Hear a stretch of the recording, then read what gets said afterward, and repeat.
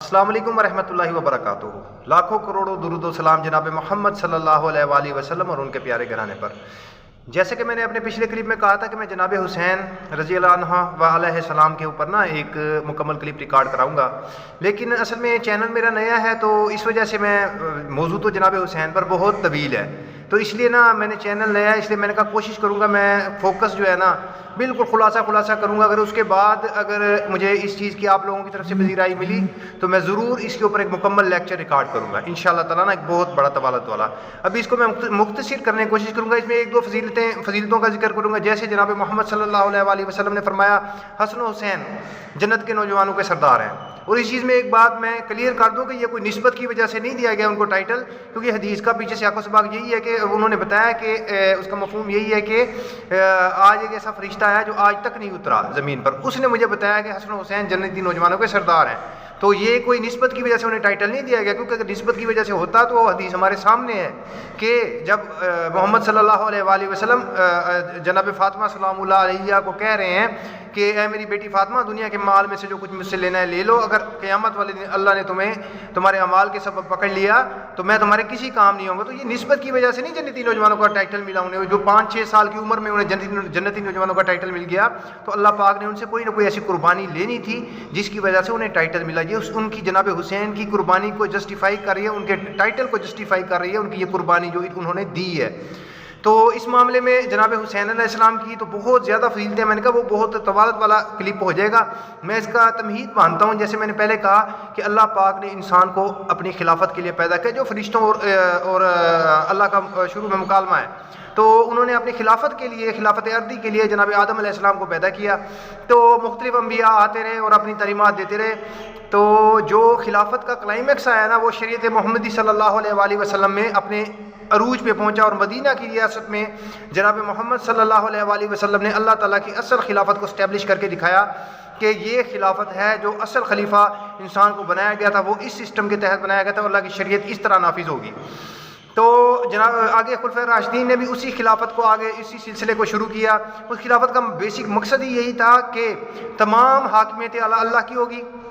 اور اس خلافت سے پہلے جو استحصال عوام کا ہوا کرتا تھا اور فرد واحد کے ہاتھ میں طاقت ہوتی تھی اور غریب پس رہا تھا، وہ اس چیز کے آنے کے بعد اسلام نے تمام کو یکساں کیا اور فرد واحد سے اختیارات نکال کر سب اختیارات کا مالک اللہ کو قرار دیا، اور جو خلیفہ وقت بھی ہوتا تھا وہ بھی اپنے قانون کے سامنے جواب دہ ہوتا تھا۔ جس طرح میں نے پچھلی مثالیں کلپوں میں بیان کی ہیں کہ جناب علی بھی اپنا مقدمہ جو ہے وہ قاضی کی عدالت میں لے کر گئے، انہوں نے خود کوئی ڈیسیجن نہیں لیا، جناب عمر سے کرتے کا سوال ہو گیا۔ تو یہ اس طرح بہت پیارا نظام چلتا رہا خلافت راشدہ کا۔ تمہید باندھنے کا مقصد یہ ہے کہ یہ خلافت راشدہ ہے، پہلے ہمیں اس کی اہمیت کا پتہ چلے گا تو پھر جناب حسین کا مقدمہ ہمیں سمجھ آئے گا۔ جب جناب حسین علیہ السلام نکلے ہیں اس چیز کے لیے، وہ اسی سسٹم کے لیے نکلے ہیں کہ جب وہ خلافت راشدہ دوبارہ پھر ملوکیت میں کنورٹ ہو چکی تھی، جس سے رومن اور پرشین امپائرز جو تھی، رومن اور پرشین،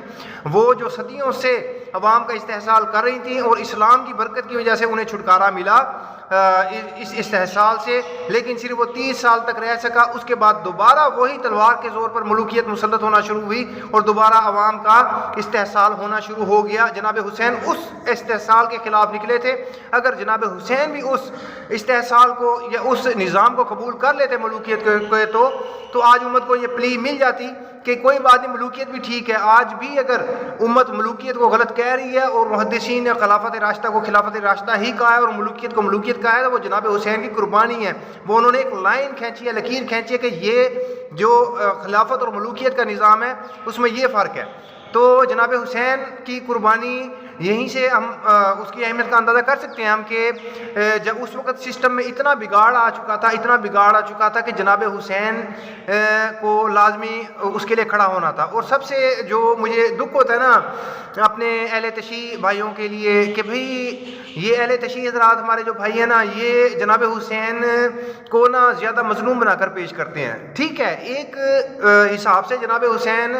مظلوم ہیں کہ ان کو مظلومانہ شہید کیا گیا، لیکن اصل جو تھیم دے گئے تھے وہ جو ان کی قربانی تھی وہ مظلومیت نہیں تھی۔ انہوں نے کنسیپٹ امت کو مظلومیت کا نہیں دیا، انہوں نے کنسیپٹ یہ دیا ہے کہ اگر آپ تعداد میں تھوڑے بھی ہیں، اگر حق پر ہیں تو ڈٹ کر کھڑے ہو جائیں۔ جناب حسین اصل میں مظلومیت کی نہیں، دلیری کی علامت ہیں۔ وہ انہوں نے قربانی اس لیے نہیں دی کہ بعد میں ہم صرف اور صرف ان کی مظلومیت کے اوپر روتے رہیں، ہم نے ان کی دلیری بتانی ہے، اور کل کو وہ ہمیں اس چیز کی دلیری کا سبق دے کر گئے ہیں کہ جب بھی آپ اگر حق پر ہیں، اگر تھوڑے بھی ہیں، آپ اس کے اوپر ڈٹ جائیں۔ یہ ہے حسینیت۔ حسینیت کا مطلب قطعاً مظلومیت نہیں ہے۔ جو میرا اہل تشیع بھائیوں سے اکثر اختلاف ہوتا ہے کہ بھئی آپ لوگ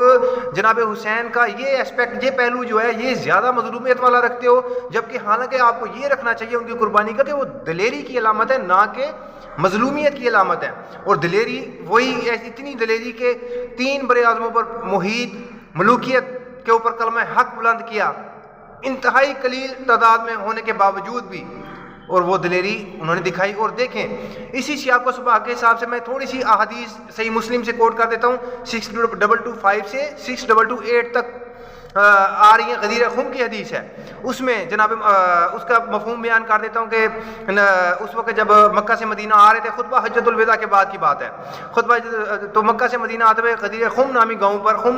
پر انہوں نے پڑاؤ کیا۔ جناب محمد صلی اللہ علیہ وآلہ وسلم نے آپ کے لیے اونٹ کے پالان کا ممبر تیار کیا گیا، آپ نے وہاں پر خطبہ دیا۔ انہوں نے کہا اے لوگوں گواہ ہو جاؤ، میں بھی ایک انسان ہوں، امید ہے جلد اللہ کا قاصد یعنی موت کا فرشتہ آئے اور میں اس کی دعوت کو قبول کر لوں۔ میں تمہیں دو بڑی بھاری چیزیں چھوڑ کر جا رہا ہوں، ان میں سے ایک بھاری چیز اللہ کی کتاب ہے۔ اللہ کی کتاب اللہ کی رسی ہے، جو اسے پکڑے رہے گا گمراہ، جو اسے پکڑے رہے گا وہ ہدایت پائے گا، اور جو اسے چھوڑ دے گا وہ گمراہ ہو جائے گا۔ اور دوسری بڑی بھاری چیز میرے اہل بیت ہیں، میں اپنے اہل بیت کے معاملے میں تمہیں اللہ کا خوف دلاتا ہوں، اللہ کا خوف دلاتا ہوں، اللہ کا خوف دلاتا ہوں۔ خطبہ حجۃ الوداع کے اوپر کیا کہا؟